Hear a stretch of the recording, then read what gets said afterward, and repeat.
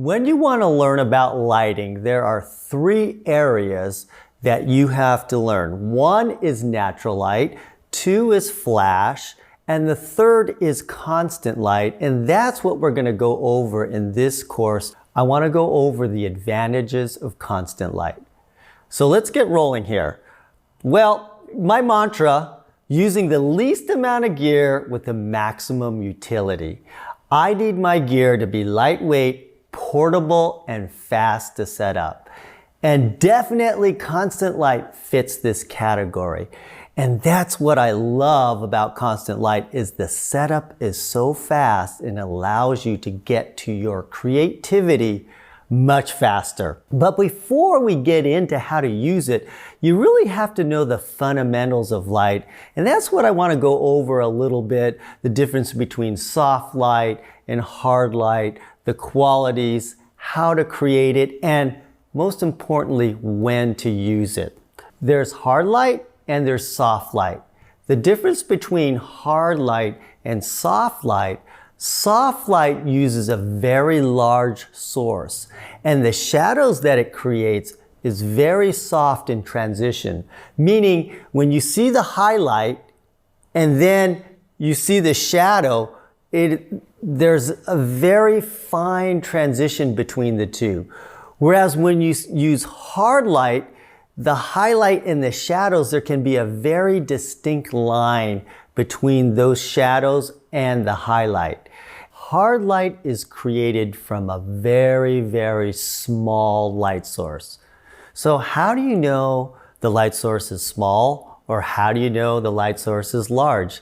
It's very easy. You can measure it according to the size of where your subject is and the light source is.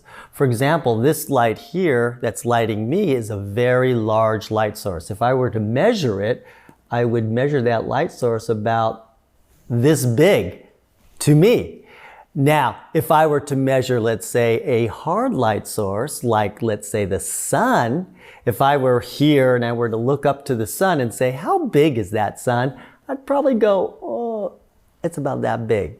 So anything this big is going to create hard light.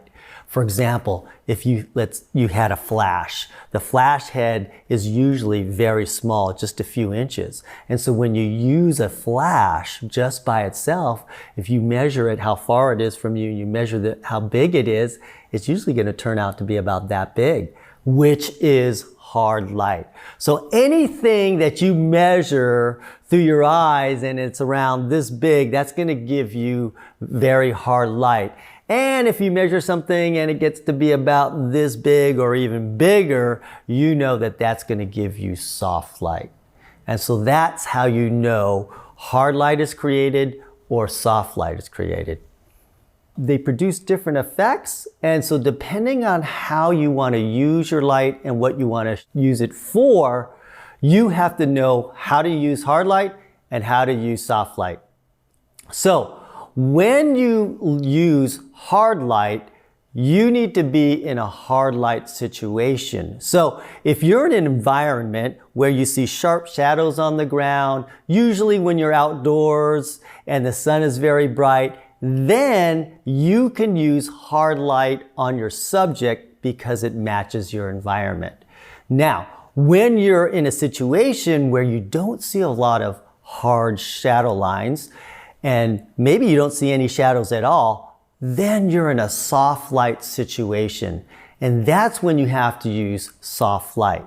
And so there's something called believability. You have to create the lighting that matches your environment, and it must be believable to the person looking at your photo.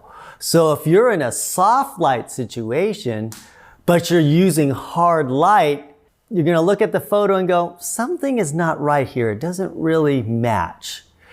So if you're in a soft light situation, you need to use soft light to make it believable. Same thing goes true with the hard light. If you're in a hard light situation, you see a bunch of sharp shadows on the ground, you can go ahead and use hard light and it will look believable. Now, the thing about soft light is that soft light is king.